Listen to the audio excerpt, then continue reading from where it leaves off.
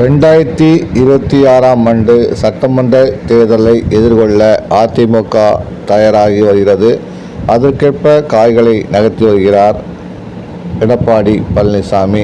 அதிமுக மாவட்ட செயலாளர்கள், மாநில நிர்வாகிகள் ஆலோசனை கூட்டங்களை அவ்வப்போது நடத்தி வருகிறார். மக்கள் பிரச்சனைகளை மையப்படுத்தி ஆர்ப்பாட்டங்களையும் முன்னெடுத்து வருகிறார். இந்த நிலையில தான் அதிமுகவுடைய கூட்டம் நடந்திருக்கு. அந்த கூட்டத்தில் எடப்பாடி பழனிசாமி ரொம்பவே ஆவேசமாக பேசியிருக்கிறார் சொல்லப்படுது. என்ன பேசியிருக்காருன்னு பார்த்தீங்கன்னா, கடந்த சில தேர்தல்களில் அதிமுகவுடைய வாக்கு வங்கி கணிசமாக குறைஞ்சிருக்கு. இதை எல்லாரும் எண்ணி பார்க்கணும். கிட்டத்தட்ட நம்முடைய வாக்கு சதவீதம் எவ்வளோ குறைஞ்சிருக்குன்னு பார்த்தீங்கன்னா 10% அளவுக்கு குறைஞ்சிருக்கு. 10% சாதாரண விஷயம் கிடையாது. 10% மிகப்பெரிய அளவில் பாதிக்கக்கூடிய ஒரு விஷயம். அந்த வகையில் நம்ம ஆட்சியை படிக்குவதற்கு உதவுவதற்கு அந்த 10% வாக்குகள் கண்டிப்பாக வேண்டும். நம்முடைய சதவீதம் 20% அளவுக்கு தான் இருக்கிறது. 30% அளவுக்கு 32% அளவுக்கு வாக்கு வாங்கினோம். இன்றைக்கு 10% வாக்குகளை இழந்திருக்கிறோம்.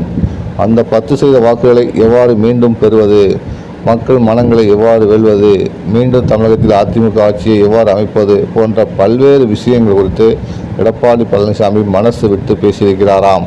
அதில் OPS, சசிகலா, டிடிவி தினகரன் இணைப்பது குறித்தும் பல்வேறு விஷயங்கள் பேசப்பட்டுள்ளது. ஆனால் அதற்கு எடப்பாடி பழனிசாமி அவர்கள் 3 பேரையும் கட்சியில் சேர்ப்பதற்கு எந்த ஒரு உரிமையும் தற்போது எழவில்லை. அதற்கான அவசியமும் எழவில்லை. நாம் இப்போது இருக்கும் நிலைமையிலே சட்டமன்ற தேர்தலை சந்திக்கலாம். எக்காலத்திலும் அவர்களை அதிமுக மீண்டும் சேர்க்க வேண்டாம் என்று கூறியதாக நிர்வாகிகள் பலர் தெரிவித்திருக்கிறார்கள். பெரும்பாலான நிர்வாகிகள் இதற்கு ஒப்புதல் வழங்கியுள்ளதாகவே கூறப்படுகிறது. அதனால் OPS, சசிகலா, டிடி தினகரன் மீண்டும் அதிமுகவில் இணைவதற்கு சாத்தியமில்லை என்றே தெரிகிறது. இந்த சூழ்நிலையில் தான் 10% வாக்கு வங்கி வெளிப்படையாக எடப்பாடி பேசியிருப்பது அரசியல் கட்சியினரின் மத்தியில் பூர்வத்தை துவைத்துள்ளது. வெளிப்படையாக பேசி வாக்குகளை கவர்வதற்கு அதிமுக புதிய வியூகம் அமைத்து வருவதாக சொல்லப்படுகிறது. அந்த அடிப்படையில் சட்டமன்ற தேர்தலில் கூட்டணியை பலப்படுத்துவதற்கான முயற்சியை மேற்கொண்டு வருகிறது. திமுக கூட்டணியை காட்டிலும் அதிமுக கூட்டணி பிரம்மாண்டமாக அமையும் வகையில் திட்டமிடப்பட்டு வருகிறது. அதற்கேற்ப புதிய கட்சிகள் இணைக்க முயற்சி மேற்கொள்ளப்படுகிறது. ஏற்கனவே அதிமுக கூட்டணியில் தேமுதிக உள்ளிட்ட கட்சிகள் இருக்கிறது என்பது குறிப்பிடத்தக்கது.